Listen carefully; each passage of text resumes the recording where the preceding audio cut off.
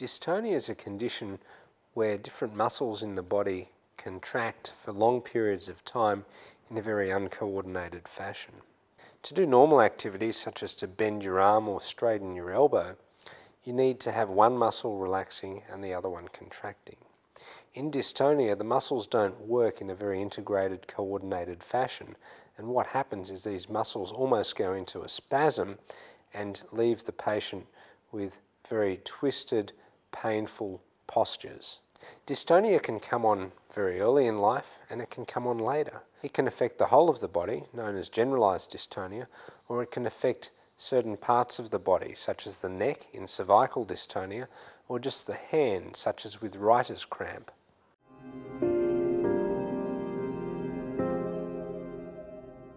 Dystonia is often treated with medications, and there are a number of medications that can be utilized by neurologists to try to reduce the severity of the dystonic movements. In some cases, these medications can be effective, but in a lot of cases, patients need to go on to have Botox injections.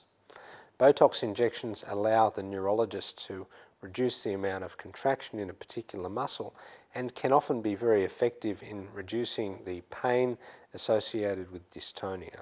Many patients with dystonia aren't able to be treated successfully with non-surgical means.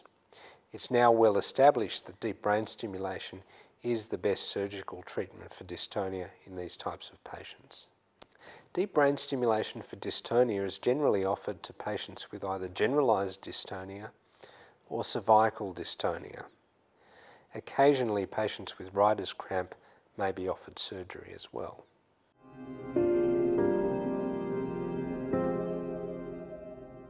Dystonic patients who are being considered for surgery must have exhausted all non-surgical options first. In many cases, genetic testing is also done. Certain types of gene abnormalities, such as DYT1, suggest a much better prognosis following surgery. Patients who are being considered for deep brain stimulation need to be reviewed by a number of specialists before a final decision can be made as to whether or not surgery is appropriate.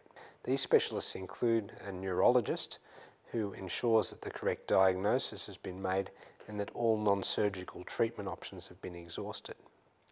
Patients are also seen by a psychologist and neuropsychologist. The aim of these evaluations is to ensure that the patients don't have significant depression or anxiety that need to be treated before and after surgery in order to ensure that they get the best outcome.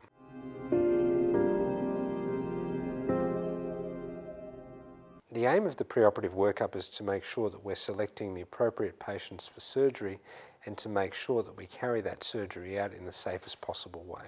The preoperative workup also involves an MRI scan and some blood tests. The aim of the MRI is to make sure that there aren't any significant structural problems which would prevent us from targeting a particular structure. The aim of the blood test is to make sure that there aren't any significant blood clotting problems or any other issues that might make surgery too dangerous.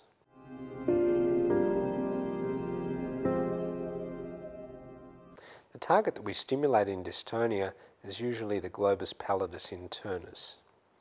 This structure is thought to be important in the generation of the dystonic movements, and by stimulating in that area, we can often reduce the severity of those movements.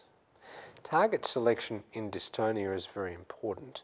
We know that the globus pallidus internus is the best structure to stimulate in order to give patients the greatest outcome. The globus pallidus internus is divided up into several different areas, and it's the motor area, or the part of the globus pallidus that is responsible for controlling movements, that we need to stimulate in these patients. Target selection in dystonia involves using image guidance software, which is like a GPS system for the brain. We choose the part of the globus pallidus internus that we know is going to give us the best result. The area within the globus pallidus internus that we aim for is very, very close to the internal capsule.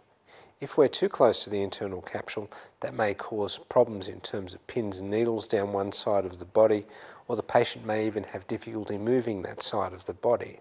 So we try to find the best possible balance between getting close enough to the correct area, but not too close to the internal capsule.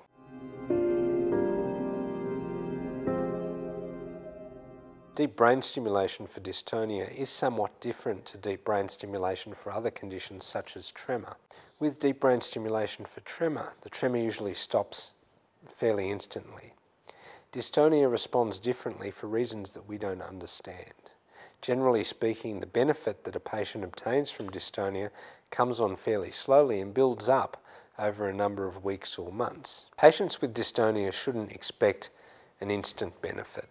The benefit that they get will usually come on slowly, and it'll usually build up in a gradual fashion over 6 or 9 months. So they do need to be patient. It's very uncommon for deep brain stimulation to completely rid a patient of all dystonic movements. Nevertheless, the majority of patients do obtain a significant benefit. Patients who undergo deep brain stimulation for dystonia often wake up the next day with a lot less pain in their neck or in the other muscles of their body that's affected by the dystonia.